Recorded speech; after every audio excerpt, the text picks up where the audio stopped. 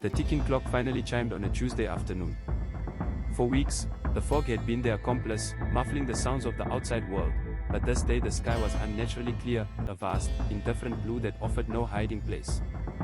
The pressure had been building, manifesting in the small, frantic habits Sarah developed, checking the locks 3 times, always sitting with her back to the wall, and the way her slate eyes constantly scanned the horizon line of the ocean as if expecting the past to rise from the depths. Elias watched this disintegration with a terrible, possessive fascination. He was not trying to save her, he was merely trying to witness the catastrophe from the closest possible vantage point. The first sign came not from a person, but from a smell, a sharp, high desert scent of spiritual gunpowder and sun-baked alkali that had no business lingering near the damp Pacific air. When Elias returned from a necessary supply run, he found the front door ajar. He didn't call her name, the sound would have felt too loud, too final. The interior of the cottage was undisturbed save for one detail. Serafina's favorite book, a heavily annotated volume of celestial mechanics, lay open on the floor. Pressed between the pages, where she had underlined a passage about gravitational collapse, was a small shard of obsidian, perfectly triangular, humming faintly with the cold, dry energy that immediately silenced the house's accustomed creaks. This was not a warning, it was a signature. When he reached the bedroom, she was not there. The window was open to the sea, and the damp air rushed in, chilling the sweat on his neck. A simple cotton dress lay discarded on the floor, and next to it, carefully placed, was a single, long strand of black hair, tied into a complex, disturbing knot that spoke of ritual, not accident. They had not dragged her away, they had performed an extraction. The sudden silence was absolute, a void where her volatility had been. The memory of a terrified plea, promise me you will not look for me, burned against the lie he had spoken. The fear he should have felt was replaced by a cold, surgical clarity. He was alone again, but the quiet of Astoria was no longer protective, it was accusing. Elias understood then that the vow of the ruptured earth had executed a perfect, geometric split in his life. They had taken the woman he loved, yes, but more powerfully, they had confirmed the thesis he had always secretly held, that the universe operated on precise, malignant logic, and that the greatest tragedy was merely a flawlessly executed equation. He had promised not to look, but they had left him the mechanism, the black shard of obsidian still cooling in his palm. It was the key to their geometry, and he was a librarian who knew how to categorize, cross-reference, and follow a system to its inevitable conclusion. He knew where she had been taken, or at least, the direction of the rupture. The high desert moon, the Latin chants, the scent of herbs, she had given him the coordinates during those sleepless nights of shared confession. He had to follow the trail of the fossilized vine. He packed only the necessities for a man who knew he was embarking on a terminal journey, a map, a few dehydrated rations, and the handful of notes Serafina had left scattered throughout the books, scrawled names, strange sigils, and geographical indicators veiled in astronomical terms. His transformation was complete. The meticulous, ordered life was jettisoned. Elias Vance, the seeker of stasis, was dead. In his place was a man driven by a singular, focused obsession, one that transcended love and bordered on intellectual necessity.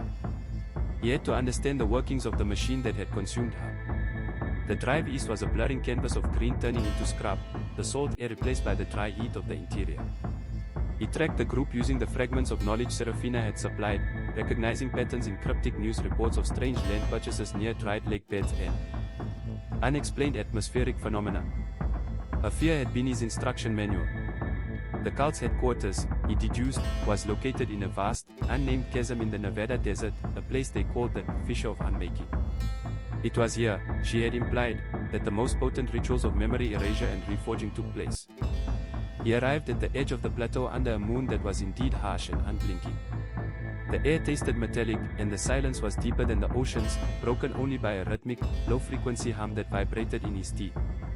Below him, nestled in the enormous geological fault line, was a temporary compound, tents and vehicles surrounding a single, massive stone structure that looked less built and more excavated from the rock itself. Elias knew he couldn't simply walk in. The vow of the ruptured earth was guarded not by men with guns, but by a subtle, pervasive psychic pressure that distorted thought and intent. They sought to reel Serafina back, yes, but their true power lay in rewriting the memories of those who knew too much. If they caught him, they wouldn't kill him, they would erase her from him, turning their intense, shared history into a blank, meaningless space. He had to penetrate the perimeter and find the specific location where they were holding her, a place she had called the Memory Forge. He waited for dawn, preparing his mind for the inevitable confrontation, knowing that his only shield was the absolute precision of his intellect. Serafina had given him the final, crucial instruction in a half-forgotten conversation months before, speaking of the cult's architecture. Every structure they build, she had said, a voice laced with thread, has a flaw. A single thread they leave intentionally weak, the point of entry for the rupture they seek to worship. They cannot exist in perfect wholeness. Elias clung to that idea of intentional imperfection. He was hunting for the deliberate mistake, the geometric flaw in the temple of his own destruction. He descended into the fissure of unmaking just as the desert sun bleached the sky to a colorless white, carrying the black shard of obsidian like a counterweight against the creeping mental confusion. He had not forgotten her face, her voice, or the feel of her icy fingers tracing his jaw. He would enter the machine, find the thread, and either pull Serafina out or be woven into the tapestry of their mutual ruin forever. The sun was a searing, indifferent eye above the Mojave, baking the cracked earth into a brittle, rust-colored shell. Mac Reardon had been driving for 17 hours, pushing his worn but meticulously maintained 2012 Ford F-350 deeper into the scorched oblivion of Nevada's forgotten backroads. He was running on black coffee, nicotine patches, and the grim, professional need to keep moving until the rearview mirror showed nothing but the heat shimmer dissolving his past. Mac was a man forged in the crucible of logistics and violence.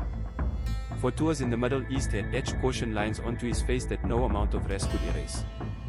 He was 38, but his eyes carried the weight of a man twice that age, constantly scanning the perimeters, a habit that became an unconscious tick, even when the perimeter was just mesquite and empty highway. He wasn't seeking peace, peace was a lie sold to rookies. He was seeking quiet. A place where the screams didn't echo quite so loud in the white noise of the wind. He had left the structured hell of military contracting months ago, trading the organized chaos of FOBs for the disorganized chaos of personal freedom. The truck was his bunker, stocked with 2 weeks of rations, 2 separate water purification systems, a shortwave radio, and enough medical supplies to run a small mesh unit. He trusted equipment, he trusted procedure. He did not trust the silence of the desert, which often disguised its deepest cruelty. He was aiming for a remote ghost town called Silver Peak, a place so desolate it didn't even register on most GPS systems, perfect for disappearing. He had checked the weather forecast religiously, clear skies, high heat. The forecast, like so many promises, turned out to be a deliberate lie. The change was instantaneous and violent. One moment, the sky was a flawless, merciless blue, the next, the horizon swallowed itself in a churning, sickly orange curtain. A haboob, a massive wall of dust and grit driven by sudden, cyclonic winds, was rolling toward him at 70 miles an hour. Max swore, slamming the transmission into neutral and braking hard. He had maybe 90 seconds. He hit the cabin air recirculation button, pulled his bandana over his nose, and checked his external lights, praying the heavy filter on the engine wouldn't choke immediately. The storm hit like a physical blow. The air went from clear to solid particulate matter, reducing visibility to less than 3 feet. The sound was deafening, a relentless, gritty roar that vibrated through the truck frame and into his teeth. The F-350, a machine designed for endurance, protested immediately. First, the radio spat static, then died completely, the digital display flashing a meaningless error code before going dark. Then came the smell, not just dust and ozone, but something sharp, metallic, like burnt copper wire and charged air. The static charge inside the cab became oppressive, making the hairs on his arms stand straight up. He slowed to a crawl, navigating purely by the feel of the shoulder under his tires. And then, with a sharp, gut-wrenching tongue that felt wrong, too absolute, too definitive, the engine shuddered, coughed once, and went silent. Total silence, save for the screaming wind outside. The dashboard lights winked out one by one. Not just the engine, but the auxiliary battery systems, the ignition circuit, everything was dead. Mac tried the key. Nothing. Not even a click. The truck was bricked. It wasn't a fuel line issue or a dead battery, the entire electrical system had been sterilized. Trapped, Mac reverted to training. Panic was a luxury. He pulled the emergency kit from beneath the seat. He was fine for water, and the cab provided immediate shelter from the worst of the dust, but the truck was now a massive, immobile target in the middle of nowhere. He spent the next hour waiting for the eye of the storm to pass, using the downtime to dismantle the fuse box, looking for the impossible, a systematic, catastrophic failure across multiple, unconnected circuits. He found nothing physically burned, yet everything refused to connect. It was as if an invisible electromagnetic pulse had hit them, localized only to the truck's operational systems.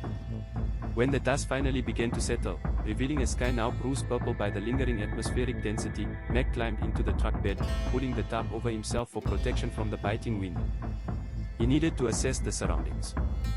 The air was heavy, quiet in the way the desert never truly is. The usual symphony of insects and coyotes had been silenced.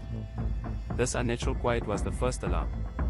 Mac pulled out his night vision monocular. He scanned the horizon methodically, quadrant by quadrant. He was alone. But the internal alarm bells, the ones honed over years in active combat zones, were ringing loud enough to drown out the ringing in his ears. He had the unmistakable, bone-deep certainty of being observed. This wasn't anxiety. This was the specific, measurable feeling that happens when a predator's optics are locked onto you, when you are no longer the hunter, but the specimen. Mac dropped low, pressing himself against the cool metal of the toolbox, his M4 carbine already unslung and resting across his chest. He held his breath, listening to the dust settle, particle by particle. The shadows lengthened, swallowing the low dunes. The moon was obscured by the remaining atmospheric dust, plunging the landscape into a deep, velvety blackness. Mac had been motionless for nearly 20 minutes, waiting for movement, for a sound, for anything that would justify his paranoia. He scanned the southeastern ridge again, the ridge that ran parallel to the highway he had abandoned. That was where the feeling was strongest, a cold, focused intent. And then, he saw them.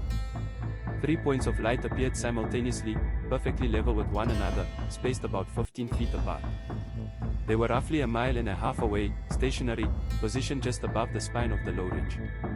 Mac adjusted the monocular, focusing its powerful lens. He ran through the checklist of possibilities. They were not vehicles, the lights were too high, too uniform, and lacked movement wobble. They were not aircraft, too low, and the pattern was fixed, unblinking. They were not reflectors, the light was self-generated, not the reflected hue of moonlight. The quality of the light itself was wrong. It wasn't the yellow-white hue of halogen or the warm glow of incandescent bulbs. It was a cold, pure, clinical white, like surgical illumination, or the glare of fresh ice. It didn't spread, it cut through the residual dust haze in focused, deliberate columns. Mac lowered the monocular, heart pounding a steady, professional rhythm against his ribs. Whatever those lights were, they were not geological, astronomical, or anthropogenic. They were watching him. The fact that they appeared to be equidistant and unmoving suggested they were not individual entities, but parts of a larger, singular apparatus, or perhaps three entities acting with perfect, synchronized intent. He felt a sudden, profound shift in the situation. This wasn't just a roadside breakdown, this was an encounter. He pressed the transmit button on his shortwave, tuned to an emergency band. Only static answered, louder and more aggressive than before, buzzing with that sharp, metallic undertone. The three white lights began to move. Slowly. Fluidly. They didn't bounce or roll like a vehicle traversing rough terrain. They flowed, maintaining their perfect horizontal alignment as they descended the shallow ridge toward the valley floor, aiming directly for his position. The distance was closing, and with every silent yard they covered, the air around Mac reared and grew colder. Mac knew the rules of engagement in the desert. You don't wait for the unknown to close the distance. You establish parity, or you withdraw. Withdrawal was impossible. Parity required identifying the target. He pulled himself fully into the shadow beneath the truck, chambering around. The sound of the bolts slamming home was unnervingly loud in the quiet desert night. He calculated the range, less than a mile now, and closing at a walking pace. Whatever they weren't in a hurry. They were confident.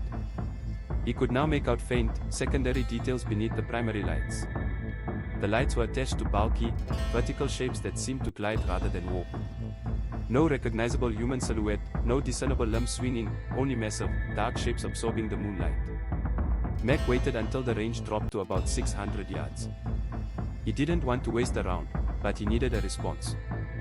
He aimed for the center of the middle light, taking a deep breath to steady his pulse, relying on instinct and years of muscle memory. He fired a single warning shot, high and to the left of the center light.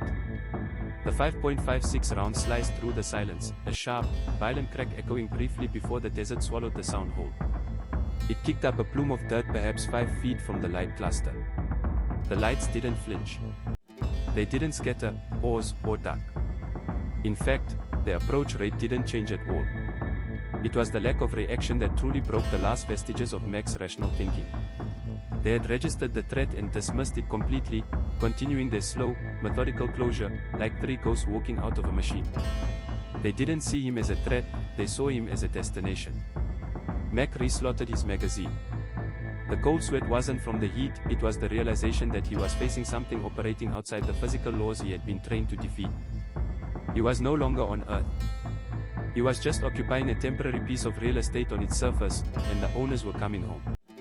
Clara pushed the aging sedan to its limit, the V8 roaring a frantic, desperate counterpoint to the town's perfect silence. They flew past the limits of Eerie Crossing, passing the ornate blue sign which, Clara noticed with a sick jolt, now looked newly repainted, its message starker than before. The road ahead was supposed to curve back toward the interstate, but instead, it funneled them onto a packed dirt track that grew progressively narrower. Just as Beth was reaching for her phone, confirming the absolute lack of signal, the dirt track ended not with a gateway or a junction, but with a sheer, low concrete wall, topped by dense, impossibly green kudzu vine. Clara slammed on the brakes, throwing them forward against their seatbelts.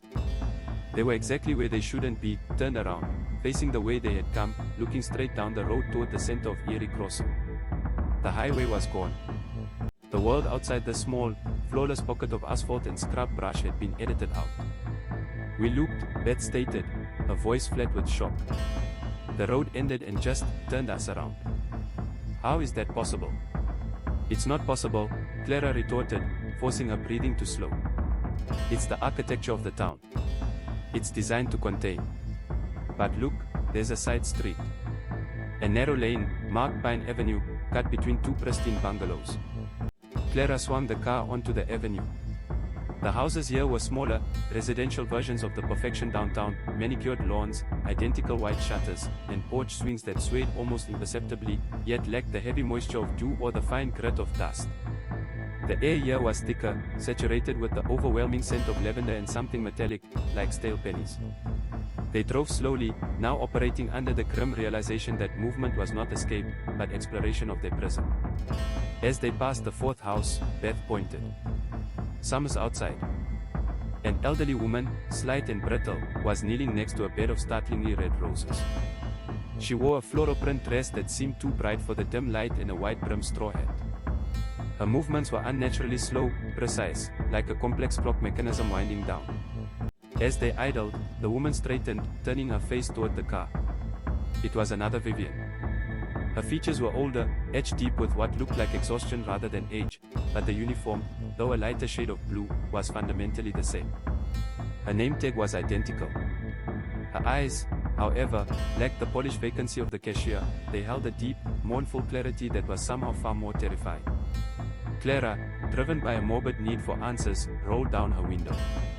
The metallic, lavender scent intensified. "Excuse me," Clara said softly. "We seem to be lost. Can you tell us how to get back to the main highway?" Vivian didn't smile. She approached the car with careful, measured steps. "Oh, sweethearts," she murmured, her voice a dry whisper that contrasted sharply with the cashier's synthesized tone. "The highway is only for those who are still moving. It's hard to find once the dust settles." Beth leaned forward. "We just need directions." "We were just at the gas station," Vivian's grit and gas. The old woman cut her off with a slight, sorrowful shake of her head. "Vivian's is always waiting. We all wait. We keep the time perfectly, you see." Her gaze fell upon Clara's hands gripping the steering wheel. "You should be very careful with time, dear. It's a heavy thing when it stops moving. Why did the woman in the store tell us we would see her again?" Clara pushed, her voice tight. "Why does she keep saying we are always here?" The elderly Vivian looked over her shoulder toward her flawlessly maintained house. A shadow seemed to flicker across her eyes, a moment of profound recognition and terror. "Because the town requires a replacement," she hissed, her voice dropping to an almost inaudible register, smelling intensely of lilac and dry earth. "It needs a promise that it will continue, that the stillness is permanent. Everything here is preserved by a sacrifice. A continuous, small departure." A low, gentle chime sounded from somewhere down the street, the same soft bell-like chime the register at the gas station had made. The old woman's eyes went wide with sudden, absolute panic. She stumbled backward, covering her mouth with a fragile, gloved hand. "They're starting the circuit again," she gasped, her composure shattered. "Go. Before the light changes." Clara didn't need to be told twice. She wrenched the wheel, spinning the car away from Pine Avenue. As they accelerated back toward Main Street, the light around them began to deepen rapidly, not with the natural progression of twilight, but with an instant darkening, as if a filter had been pulled across the sun. When they burst back onto the central square, they saw the source of the chime. The street lights, which had been off moments before, now flickered on with perfect synchronicity, bathing the pristine street in a yellowish, anachronistic glow. And then they saw the final, paralyzing detail. Parked directly in front of the cherub fountain, its engine idling gently, was an identical black sedan, a V8 model of the exact same year, dusted heavily but impeccably preserved. Inside, two figures, a driver and a passenger, were slumped against the windows, frozen in the attitudes of deep sleep or profound exhaustion. Their faces, though obscured by shadow and a faint coating of dust, were sickeningly familiar. Clara screamed, a raw, choking sound, as she realized the true meaning of Vivian's vow. They were not just trapped in a loop, they were entering the next iteration of the stillness. The occupants of the dust-covered car were a previous version of themselves, eternally waiting for the light to change, waiting for the cycle to restart. Eerie Crossing was a museum of trapped travelers, and the town was now ready to collect its newest exhibits. "Drive." Beth shrieked, pointing wildly. "Just drive past it. Don't stop." Clara pressed the pedal to the floor, her mind fractured between panic and the overwhelming need to look back at their doomed copies. The sedan shot through the central square, blurring past the perfect store windows and the polished gas pumps. As they passed Vivian's Grit and Gas, the front door opened, and the first Vivian, the cashier, stood silhouetted in the humming fluorescent light. Her fixed smile was magnified by the sudden yellow glow, and she lifted a hand in a slow, precise wave of permanent welcome.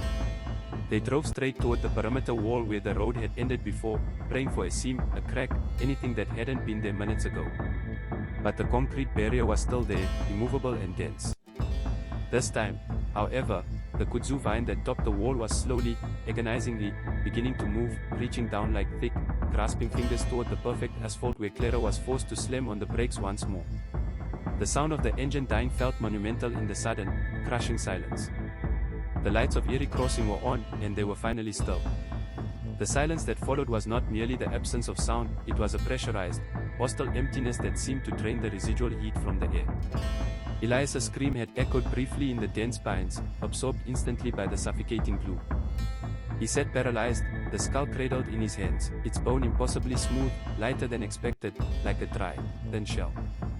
The smell of hot, scorched plastic from the fused electronics mingled sickeningly with the faint, metallic scent Serafina had carried just before the rupture. The red ribbon tied around the cranium felt soft and sickeningly mundane.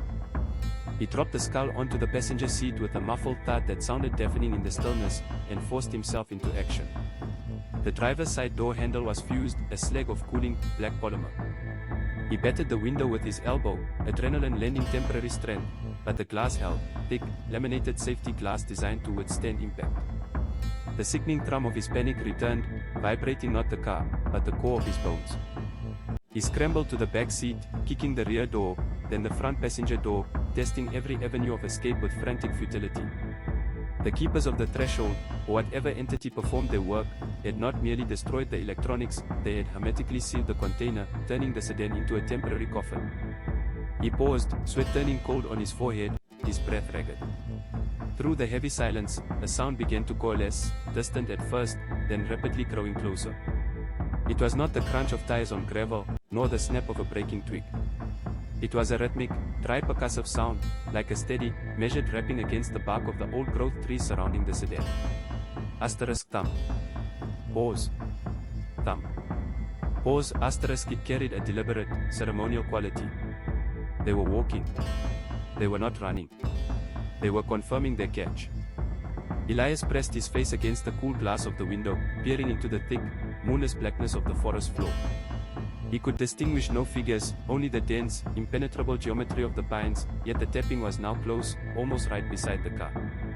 He snatched the ancient skull from the seat, the smooth curve of the parietal bone cool against his palms. It was the only thing that felt real, the solid counterpoint to Serafina's impossible erasure. He looked down at the red silk ribbon, stark against the bone. This artifact was not a trophy of their destruction, it was the residue of the rupture, the price paid, confirming that whatever Serafina was, and whatever it was that took her, the physical vessel had been discarded, a temporary disguise abandoned at the moment of truth.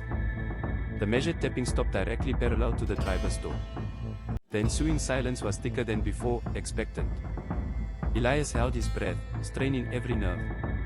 He could hear the faint whisper of rough fabric brushing against the car's dusty paint, and then a strange, low exhalation, a sound that implied immense lung capacity and patience.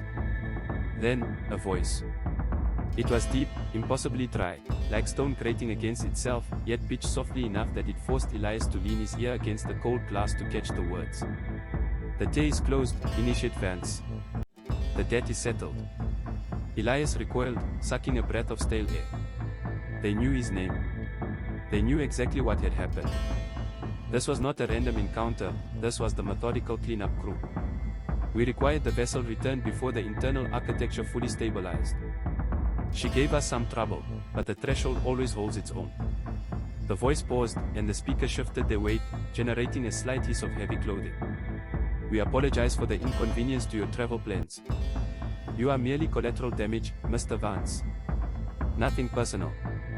A new sound began, the methodical, slow scraping of metal on metal, directly outside the door. Elias realized the speaker was working on the car's exterior, manipulating the already melted lock. He gripped the skull tighter, the fragile bone feeling solid beneath his fingers. He had to assume that the moment they opened the door, they would either kill him or, worse, take the skull, the final, damning proof that Serafina had been real, and that he hadn't succumbed to madness. He spotted the jack handle resting beneath the driver's seat. It was heavy, cold iron, his last, pathetic weapon. Shifting his weight silently, he stretched his foot, managing to hook the handle and drag it out, the movement obscured by the continued, unsettling scrape of metal outside. But the truth, Mr. Vance, is that you carry the infection now, the voice continued, moving closer to the window, the darkness momentarily becoming less opaque as the figure leaned in. You saw? You touched the aftermath. We cannot allow that particular memory to propagate. Elias raised the jack handle above his head, ready to swing. The scraping stopped. Suddenly, a massive, flat hand slapped against the driver's side window, inches from his face. The force of the impact was terrifyingly restrained, it did not shatter the glass, but the sound was a resonant, heavy thwack that vibrated through the metal frame of the car. The hand, dimly illuminated by some subtle, unidentifiable source of light, was not human. It was immense, covered in scales or thick, dark chitin that reflected the faint glow with an oily sheen. The fingers were rigid, ending in blunt, yellowish claws. You have retained the relic, the deep voice stated, now closer than a whisper, yet still unnervingly calm. A mistake. You were meant to be left with nothing but the residue of fear. Pass the relic through, and we will make your end swift. Elias screamed an incomprehensible denial and brought the heavy iron handle down with all his remaining strength, aiming not for the figure outside, but for the thick safety glass of the side window, aiming to shatter the seal and fight his way out, back into the open air of the nightmare forest. The iron handle struck the glass squarely. The impact was deafening, the car shaking violently. But the glass did not shatter. Instead, it cracked spiderweb fashion across its entire surface, and then, slowly, impossibly, the thick laminate began to glow. A deep, sick green light radiated outward from the fracture points, illuminating the grotesque, scaly hand pressed against the exterior. The glass had become a shield, energized by the very force that had consumed Serafina. The chitinous hand remained unmoved, resting against the radioactive surface of the window. The rupture residual is strong tonight, the voice murmured, sounding almost pleased. Very well. A prolonged education, then. We will wait. Elias dropped the useless handle. He stared at the glowing, impossible barrier, then at the passenger seat where the ancient skull lay, the mocking red ribbon glowing faintly in the green light of the activated glass. He was sealed inside a Faraday cage of impossibility, hunted by things that wore the guise of men and used cosmic law as their lockpicking tool.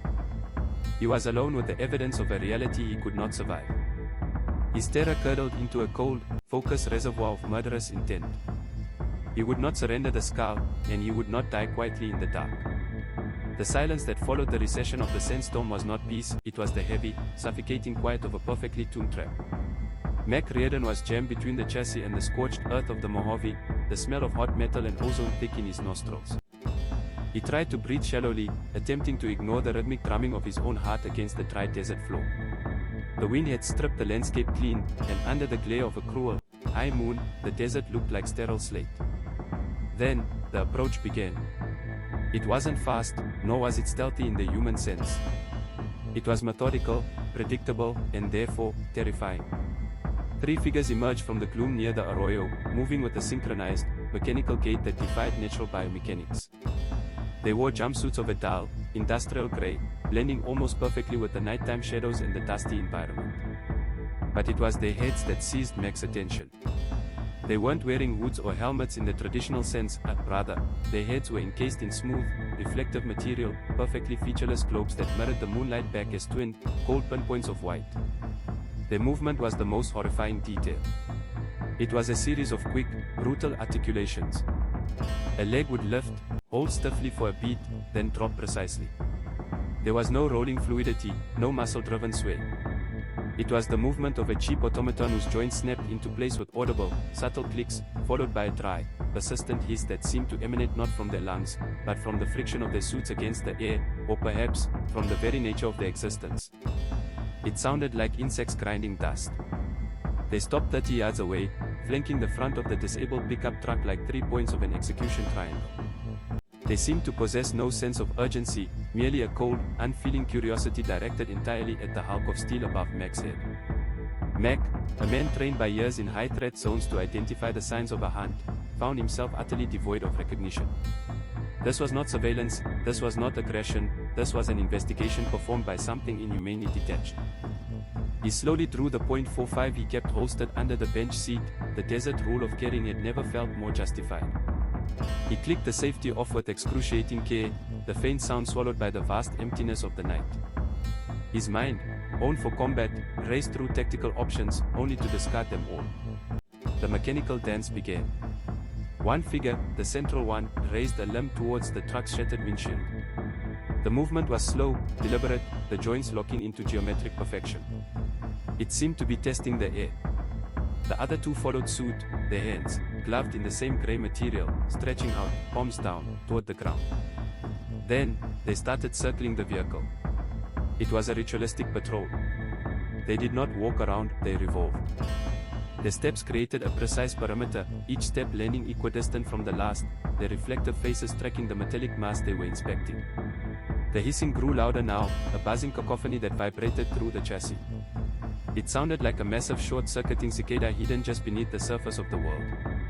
As the third figure passed near the rear axle, its head tilted, a sudden, sharp jerk, and its reflective face caught the moonlight in a way that seemed unnaturally focused, beaming a faint, silver light down. Mac knew, with bone-deep certainty, that it had registered the unnatural curve of his shoulder hidden beneath the differential housing. He froze, expecting a sudden, explosive attack. Instead, the figure stopped its revolution. It raised its hand again, and from its palm, a narrow, concentrated beam of brilliant white light erupted. It was focused, intense, and utterly silent. The light swept the undercarriage, bathing the oil pan and the transmission in harsh clarity. The light stopped directly on Mac's face. The intensity was blinding, painful. Mac squeezed his eyes shut, trying to sink deeper into the dirt, knowing he had been sighted. The light retreated immediately. There was no recognition, no pause, just the cold, detached register of data. The central figure then stepped forward, raising its hand towards the driver's side door. Mac heard a sound like grinding teeth, the high-pitched whine of energy being channeled, and then the air ripped apart. The shot wasn't a crack or a boom, it was a deafening crash of displaced air, followed by the sickening, high-velocity zing of metal impacting metal. The projectile, if it was a projectile, had pierced the driver's door just inches above Mac's head and embedded itself deep within the transmission casing on the other side. It was a test. A warning. They knew he was there, and they had just demonstrated the terrifying, effortless power they wielded. Mac's training kicked in, overriding terror with cold necessity. He fumbled for his satellite phone, pulling it from the pocket of his cargo pants. He punched the emergency 911 code, the satellite connection taking agonizing moments to acquire the signal. 911, what is your emergency? A dispatcher's voice, blessedly human and clear, cut through the buzzing horror. This is Reardon. Mac Reardon. North Mojave, near the 15 in the SEMA exit. Mile marker 128. I'm pinned. Request immediate response. Shots fired, Mac gritted out, keeping his voice low, and I have 3 hostiles, non-human entities, armed, actively engaging. My vehicle is disabled. Send patrol, state police, anything. The dispatcher, trained to handle every flavor of deranged desert lunatic, remained remarkably calm. Sir, can you clarify non-human entities? No. Just send the cars. They're wearing grey suits, reflective faces, and they move like broken toys. They just tried to vaporize me. As Max spoke, the figures changed their behavior. The ritualistic circling stopped abruptly. They turned their reflective faces towards the south, towards the distant hum of civilization that Mac had just invoked. They knew help was coming. Instead of preparing to fight or flee like any rational predator, they initiated the final, most terrifying phase of their mechanical dance. The 3 figures simultaneously began to vibrate. It wasn't a violent shake, but a rapid, internal oscillation. The dry hissing sound escalated to a frequency that made Mac's teeth ache, like drilling into granite. The grey jumpsuits seemed to ripple, blurring the edges of their forms. The figure nearest the front of the truck raised its arms one last time. From its hands, 2 thick, rope-like streams of pure energy, a deep, incandescent violet, lashed out, wrapping around the engine block. The air around the truck warped. Mac could feel the heat radiating down onto his back. It was a furious, oven-like heat that was instantly scorching the paint above him. He squeezed his eyes shut, anticipating the explosion, the fiery end. But the explosion never came. There was only an absolute, shattering pop, the sound of vacuum imploding, followed by the immediate, shocking drop in temperature. Mac waited 10 seconds, then 20. Silence. The oppressive, buzzing silence had returned. He slowly opened his eyes. The light of the moon was steady. The desert was empty. He waited another minute, listening for the clicking gate, the buzzing hiss, the sharp articulation of joints. Nothing. They hadn't run, they hadn't driven away. They had vanished, dissolving back into the desert, leaving no tracks in the fine sand, no trace of their passage. 5 minutes later, the faint, rising howl of a distant siren reached Mac's ears, a California Highway Patrol unit responding to the coordinates. Mac slowly, painfully, pulled himself out from under the truck, his legs shaking uncontrollably. He gripped the .45, his knuckles white. When he finally stood, breathing deeply the cold, clean night air, he surveyed the scene. The driver's door was riddled with a small, perfectly circular hole that looked less like a bullet entry and more like a high-powered welding torch exit. But the most disturbing piece of evidence lay on the hood of his truck. Where the central figure had stood, and where the violet energy had seemed to anchor itself, the metallic surface was scarred. Not melted haphazardly, but branded. A perfect, thick crescent shape, almost like a massive, stylized smile, had been burned deep into the blue paint, revealing the scorched steel beneath. It was glowing faintly, still radiating the residual heat of an impossible power source. The entities had not just left, they had signed their work. They had marked the object of the investigation, a final, chilling note left for the humans rushing to the scene. Max stood alone in the vast, echoing desert, the sound of the approaching sirens mixing with the phantom still ringing in his ears, gazing at the symbol of a dance he was never meant to survive. The map screen remained open on Bat's shaking hand, the line of Route 189 ending abruptly in the green expanse of the Mark Twain National Forest. It was a digital confirmation of a physical impossibility. They had spent 3 hours, perhaps more, traversing a phantom road that was never charted. Clara started the engine again, the mundane rumble of the diesel a sudden comfort. Every mile marker now felt like a milestone, a victory against the non-Euclidean terror they had just escaped. Beth didn't speak, she only breathed, shallow, rapid breaths, occasionally wiping away the dried pads of tears on her face. The harsh afternoon sun felt aggressive and real, burning away the synthetic twilight of the loop. They needed a town, a populated space, a loud environment to drown out the lingering memory of the silent, observing faces of eerie crossing. They pulled into the parking lot of a brightly lit travel plaza, the kind dominated by semi-trucks and fast food logos. The noise, the traffic, the ringing phones, the idle chatter of other travelers was overwhelming but necessary. Inside, huddled in a corner booth of a perpetually greasy diner, they ordered coffee and pancakes, food that tasted of normal preservatives and exhaustion. Clara watched the waitress move, a tired woman with genuine wrinkles and a name tag that read, Sue.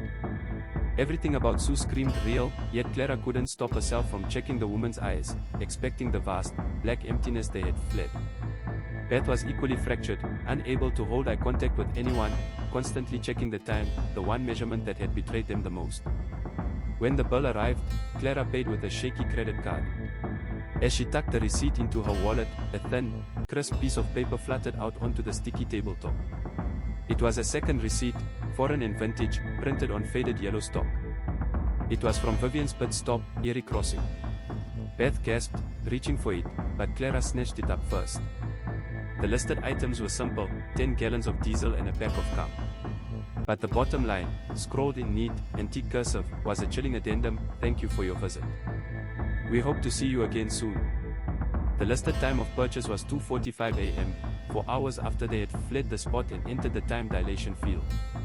They hadn't just escaped the loop, they had paid the price for their departure, and the town had sent them a souvenir of their lost hours. The aftermath was not a swift, surgical conclusion, but a slow-motion haunting, meticulously dissecting the sanity of those involved. For Elias Vance, the investigation centered on the dark loam of the Tillamook forest floor, hunting for the remains of Serafina Thorne. They found nothing human, no disturbed earth, no blood spatter, no discarded clothing. Elias was the perfect suspect, the brooding artist whose muse had vanished.